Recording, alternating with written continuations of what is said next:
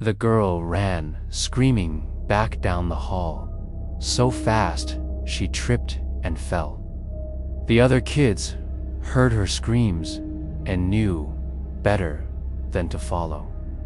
No one had ever looked through that keyhole and lived without nightmares. But the traveler, whatever his name was, the outsider, he stayed still as the years spun around him.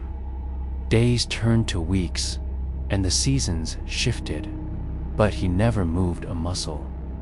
People stopped eating at the windows facing his room. Lovers stopped kissing below his window. Farmers stopped whistling while they worked. Even the church bells that chimed every hour grew silent when they reached his floor. The graveyard behind the church saw more visitors during this time than it ever had before.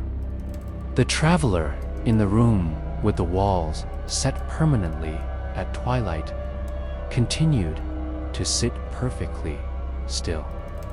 And with each passing moment, he grew more and more like the house itself, more a fixture than a man. Then the day came when the front door of the inn opened and closed. For the first time in weeks, someone climbed the stairs. Someone young with hair the color of sunlight and eyes that shone like the midday sun. She knocked hesitantly, then pushed the door open. He didn't move, didn't even blink. Hello? His voice was dry as dust, like it hadn't been used in years. The girl stepped inside, her smile hesitant. I'm looking for someone, an outsider. The traveler tilted his head slightly, just enough to turn his ear towards her. You found him, he rasped, and the word hit the room like a stone skipping across a pond. One sound, but its ripples went on forever. What have you done? She whispered, staring at the man as if he were made of moonlight. He smiled then, and it split his face the way a lightning strike splits a tree in half. Why are you afraid? Child, I am your story. Before the girl could react, the traveler leaped from his chair, and time started moving again. The dust motes danced in the sunlight. Birds sang outside the window. The bell on the stairwell chimed, and the girl cried out, instinctively reaching for the doorknob. But as she touched the wood, a new sensation blossomed within her. Not fear, not surprise, but certainty. As if suddenly understanding a lesson she couldn't remember learning. A sound so full of wonder it echoed around the room. No wonder no one else can see you, she breathed, her voice shaking with excitement. It's because we have to find you on our own. That's how stories work. And as she spoke, her form shimmered. She was still there, but she was something more, like the reflection in a pool or the echo of a waterfall.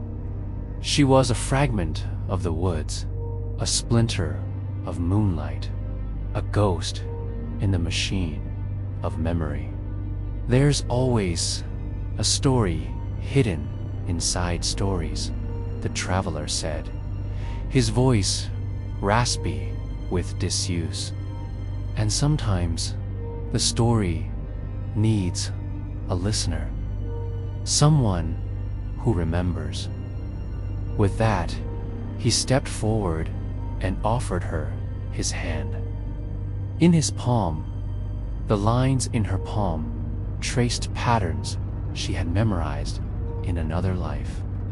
Together, they stood perfectly still until the sunset spilled over the horizon, painting the sky with streaks of fading gold. The traveler opened his mouth to speak, and finally the words came easily. "There's an old saying in my home," he began, and the story started weaving itself anew. Every ending is also a beginning, and every beginning has a reason to exist. The traveler, the girl realized, wasn't just telling a story. He was giving her a piece of himself. And in exchange, she was doing the same. Her memories returned in flashes, images of love and loss, laughter and longing, hope and despair. And with each memory, she remembered more of herself, who she was, why she had come to the village, and what it meant to listen to a story without fear. It took a lifetime to tell and a heartbeat to understand. When the first rays of dawn touched the window pane, the girl woke up. Sunlight streamed through the curtains, warming the sheets around her. She sat up, blinking away the last remnants of dreams. The room was empty, the bed unrumpled, and the windows glowed with a brand new day. She remembered everything now. Not just the story of the outsider, but her own story, too. She was the storyteller, and she had come to record the tales that lived in these woods. And here she had met the outsider, and in sharing his story, he had become a part of hers. It was time to let him go. She stepped outside, blinking against the sunlight. The road stretched ahead of her, leading back towards civilization. The trees that had seemed so menacing yesterday now whispered secrets in the breeze. She smiled, knowing that while some stories end, others are just beginning. She turned to look at the inn one last time. It sat nestled among the trees, looking peaceful in the morning light.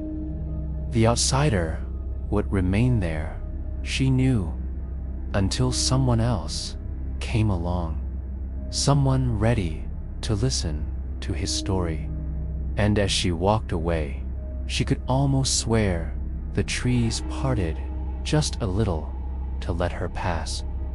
As the sunlight grew stronger and the road grew clearer, her steps grew lighter.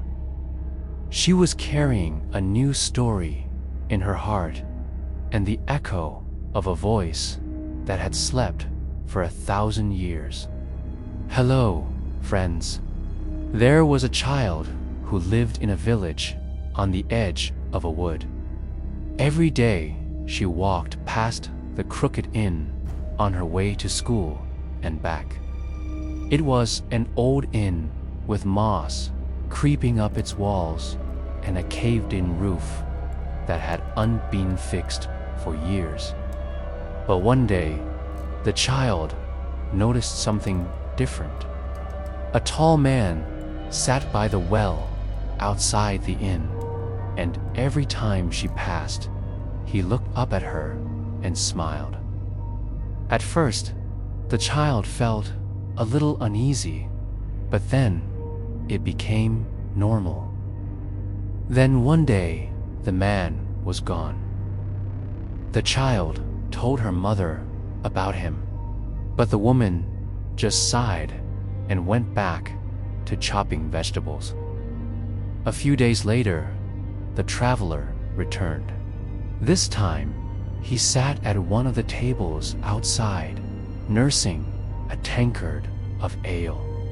He was tall and thin, with long, dirty fingernails and clothes that looked like a moth had gotten into them.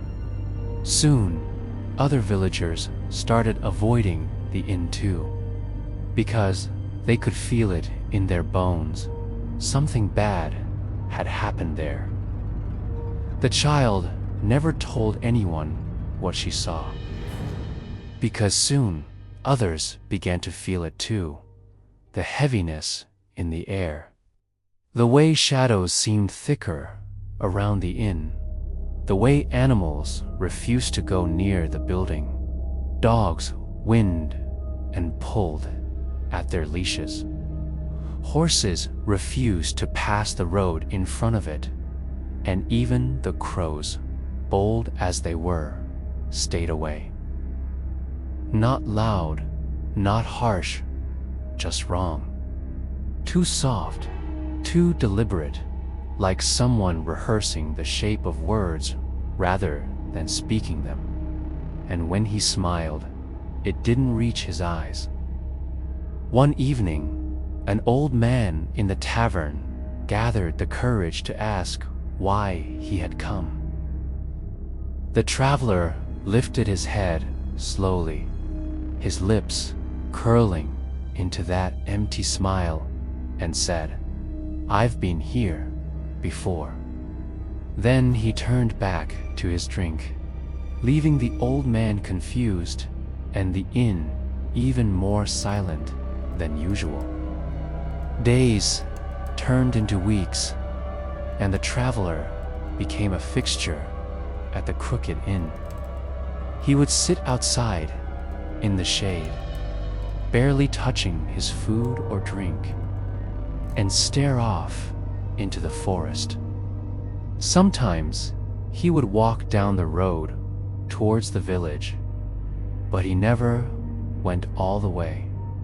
He would turn back after a while, as if something was pulling him back to the inn. One night, there was a storm. The wind tore through the village, bending the old oak tree that stood by the inn until it snapped and crashed to the ground.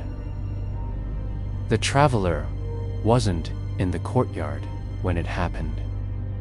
He was in the tavern, staring at the wall as if it held all the answers he was looking for. When the villagers came to clear the debris the next morning, they found him sitting by the window, calmly sipping his tea as if nothing had happened. They asked him if he was hurt, if he needed help, but he just shook his head and continued drinking his tea. That was the last straw for the villagers. They had enough of the traveler and his unsettling presence, demanding that he leave town immediately. But when they reached out to grab him, their hands went straight through him. The traveler wasn't real. He was a ghost, bound to the inn for whatever reason. As the villagers screamed and ran away, the traveler stepped out into the light. His clothes were gone, revealing a translucent figure with long, flowing hair and sorrowful eyes. He looked at the villagers who were now gathered behind the oak tree, and a single tear rolled down his cheek. Then he walked past them and disappeared into the forest. The villagers never saw him again. But sometimes, on stormy nights, when the wind howls through the trees, they can still hear his mournful sigh echoing through the village. A reminder of the ghost who once sat in the corner of the Crooked Inn. He'd come to town 5 months ago, weary from travel, weathered and worn, with eyes like chipped obsidian and a cloak perpetually dusted with dirt. He'd booked a room at the inn and taken up a corner table in the tavern, never leaving until sunset. Then he'd retreat to his room on the second floor, above the chin, the clinking of glasses. No one spoke after that. The tavern grew cold. The firewood hissed and cracked as though choking on the silence. The old man swore he felt something crawl across his skin, invisible but heavy, and he never dared ask again. That night, the villagers locked their doors earlier than usual, curtains drawn, candles snuffed out. But even then, they couldn't shake the feeling that he was still out there, watching. And from his room on the second floor of the inn, he was staring, waiting for what no one knew. In The Art of Hook, it's written that silence is never truly silent. When we're forced into quiet, our mind begins to invent sounds, whispers, footsteps, breathing, and sometimes those sounds aren't inventions at all. The first whispers came at night. The villagers spoke of faint voices drifting through the streets long after everyone had gone to bed. They weren't clear words, more like broken murmurs, as if someone was speaking from behind a wall too thick to understand. Yet the tone was unmistakable, low, deliberate, and uncomfortably close. Children cried in their sleep, claiming they heard someone calling their name from the window. Parents found no footprints outside, no marks on the glass. But when they leaned close, the chill of condensation on the panes formed patterns, almost like fingerprints dragging down. At the inn, the whispers grew louder. Guests began leaving, complaining of voices in the halls, of doors creaking open by themselves, of long shadows that stretched farther than they should. The innkeeper swore the traveler never left his room after sunset, yet the floorboards outside his door groaned and creaked every night, as though someone paced endlessly back and forth. The strangest part, no one ever saw him move. By day, he sat in the tavern corner, his untouched drink growing stale in front of him. By night, he sat in his chair upstairs, facing the forest, always staring, always waiting. It was the blacksmith's wife who heard the clearest whisper. She said she woke in the dead of night, paralyzed by the weight of a dream she couldn't remember. The room was silent until it wasn't. A voice leaned against her ear, close enough to feel its chill. He doesn't belong to us. He doesn't belong to you. She bolted upright, clutching her sheets. But her husband was still asleep beside her. The window was shut. The door was locked. And yet, the whisper lingered, curling into the corners of the room like smoke. By the following week, fear had spread like a sickness. People whispered about the outsider in hushed tones, careful never to say too much. Some claimed he never ate. Others swore they saw his reflection in water. But when they looked back at him directly, it didn't match. The butcher's boy said that one evening, while carrying buckets from the well, he saw the man's reflection leaning closer, as though pressing against the surface of the water. The boy dropped the buckets and ran. When the villagers returned, the well was dry. No water, just an echoing emptiness, as if something had been pulled out from the inside. The priest tried to intervene. One Sunday, during his sermon, he paused mid-sentence. His hands trembled. His lips moved, but the words that came out weren't his own. The congregation froze. "He is already inside," the voice said, though it poured from the priest's mouth. His eyes rolled back, and he collapsed at the altar. The villagers carried him home, but the damage was done. Nobody returned to the chapel after that. Fear grew teeth.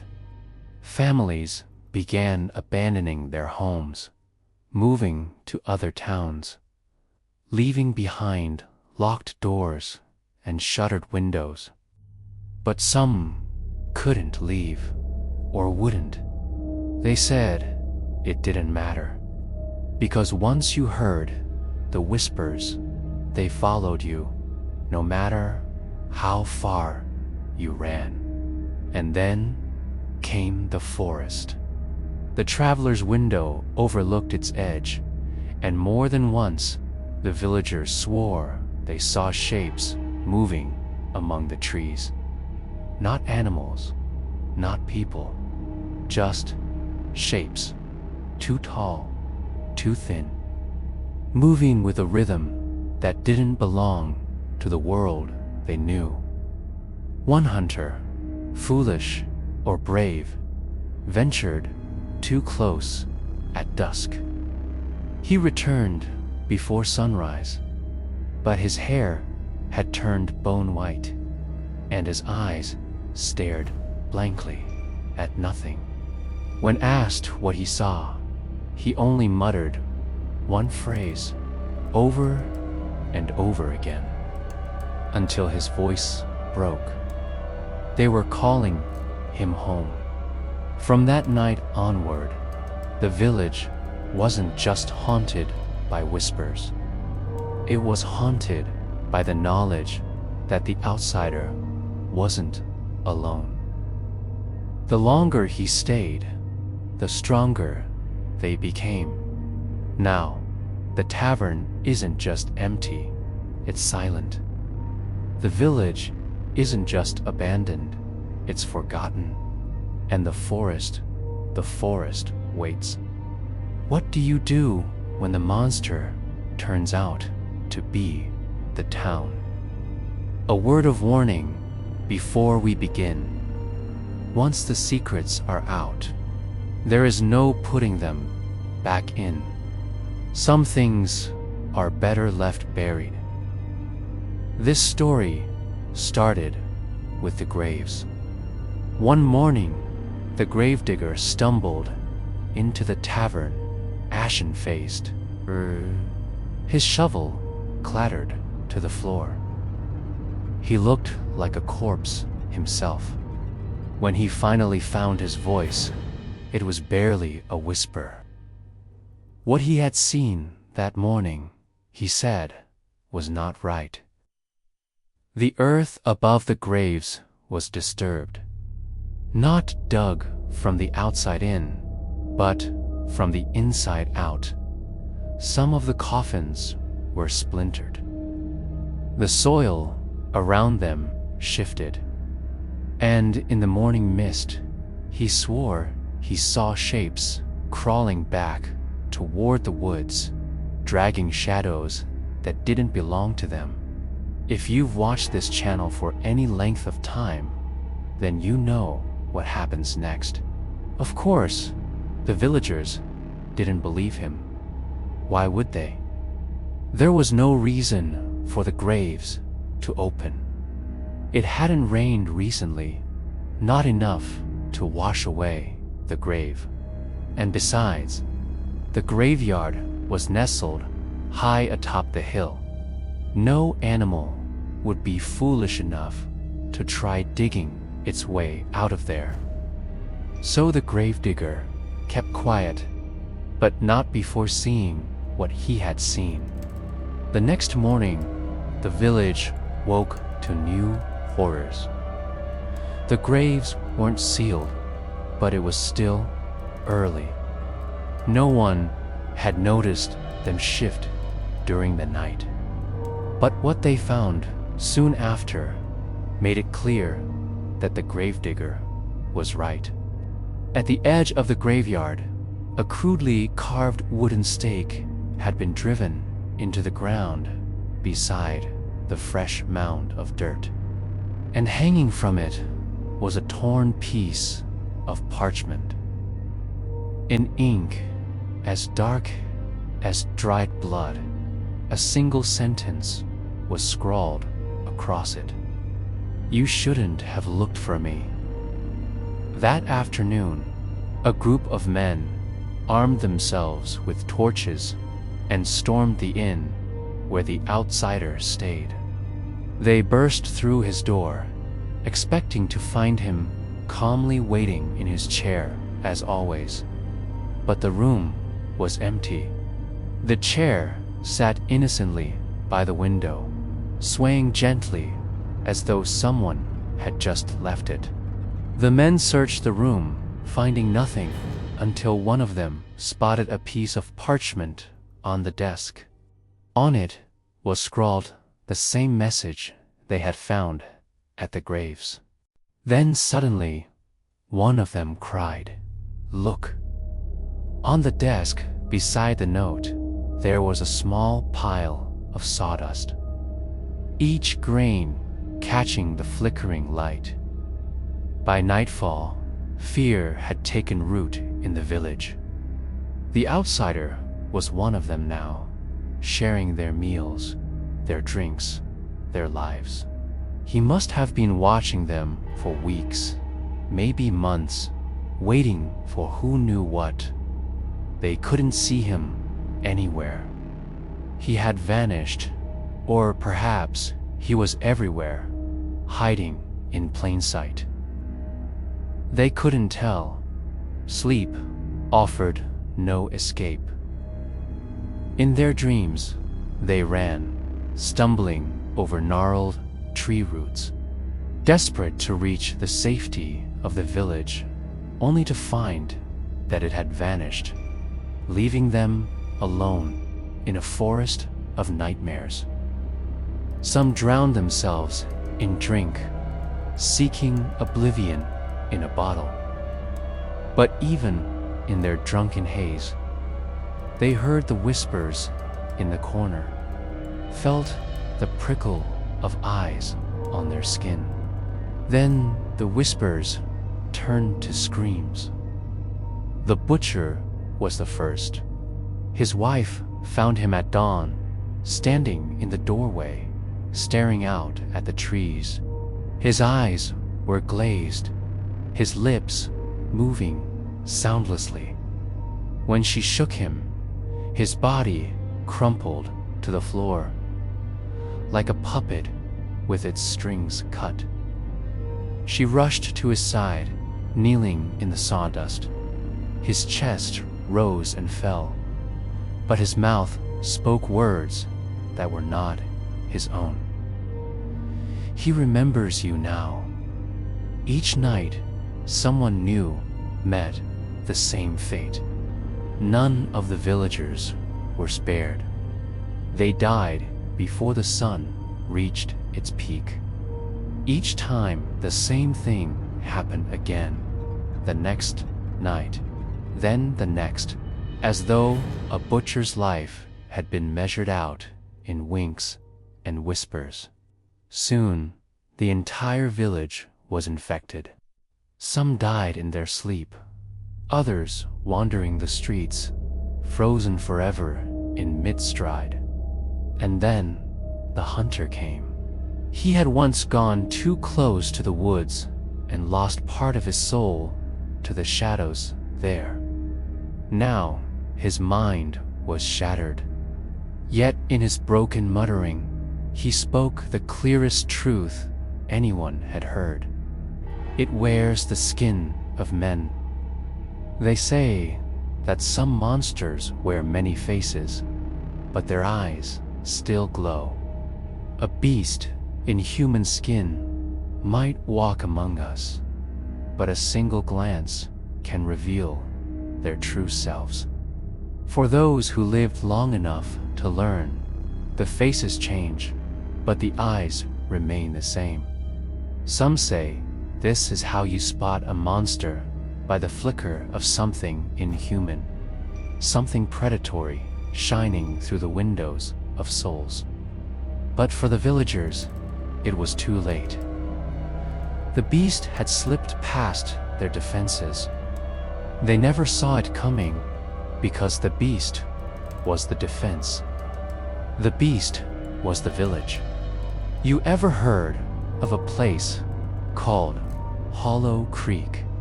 Yeah, I thought you might have. Who hasn't? It's practically a local legend around these parts.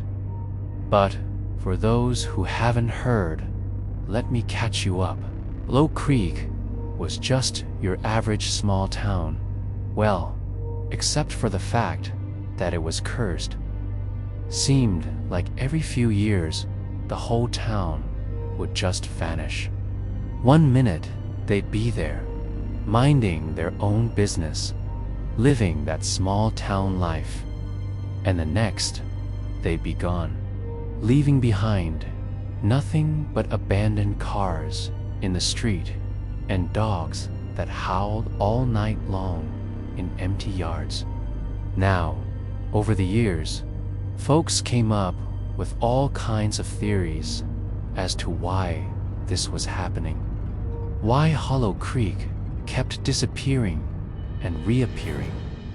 Some blamed it on government experiments gone wrong. Others said it had something to do with a logging company that moved into town back in the 60s. But really, it was none of those things. It was something far more simple. Something much more sinister. See, every couple years, some dude would wander into town, always dressed in the same way. Black coat, top hat, cane.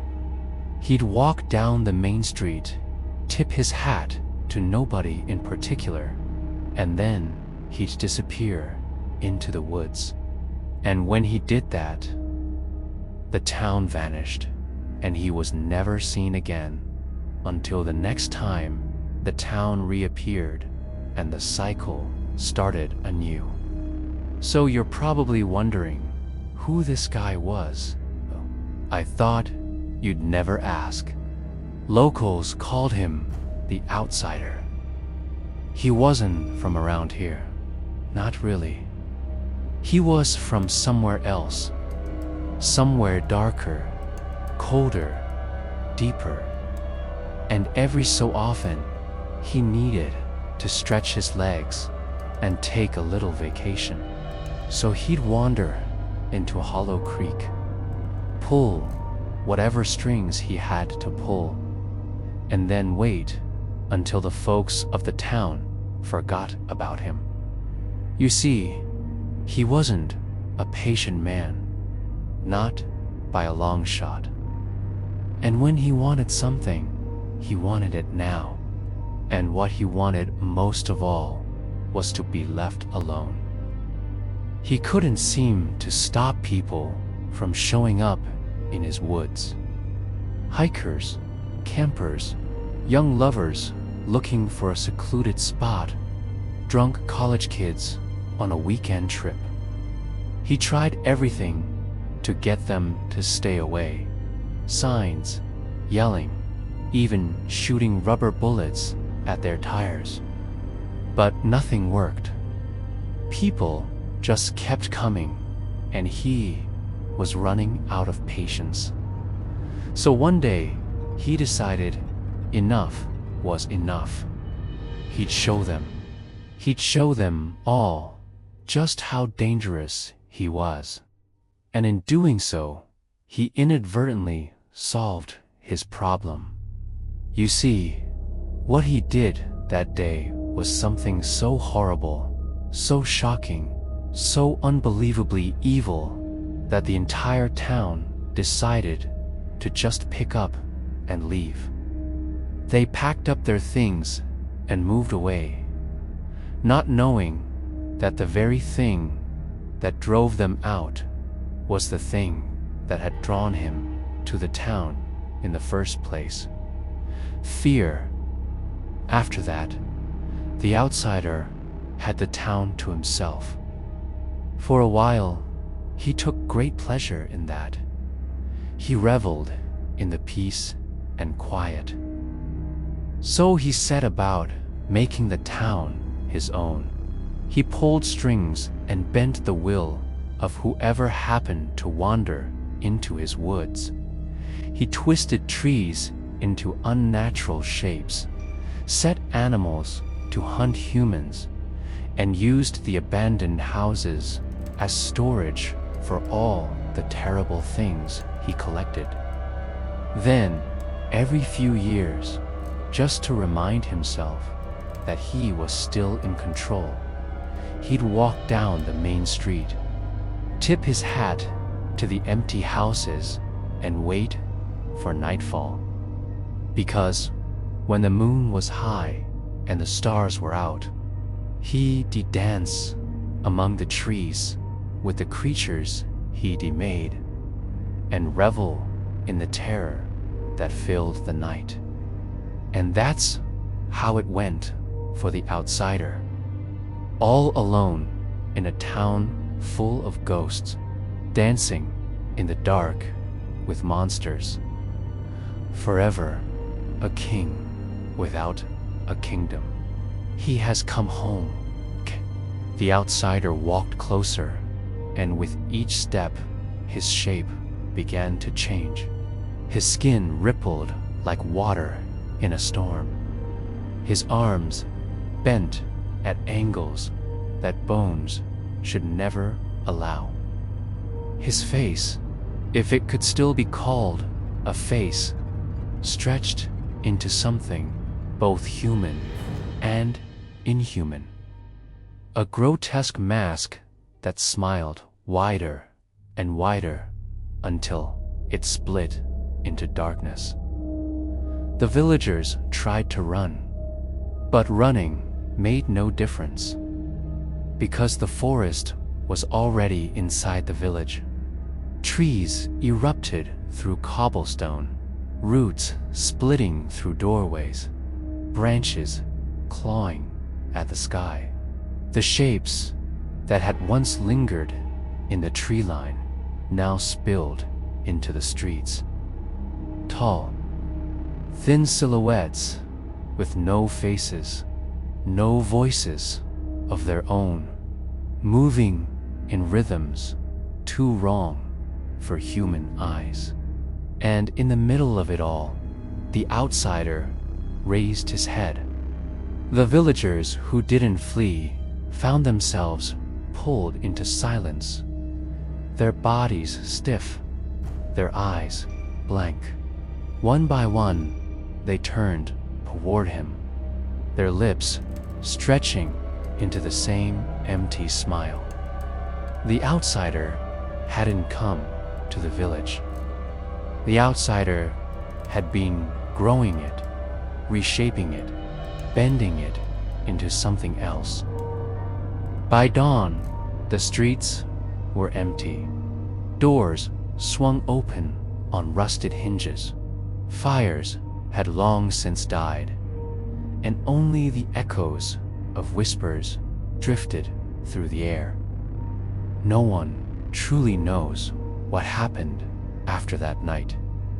Some claim travelers who pass near the old road hear voices calling their names.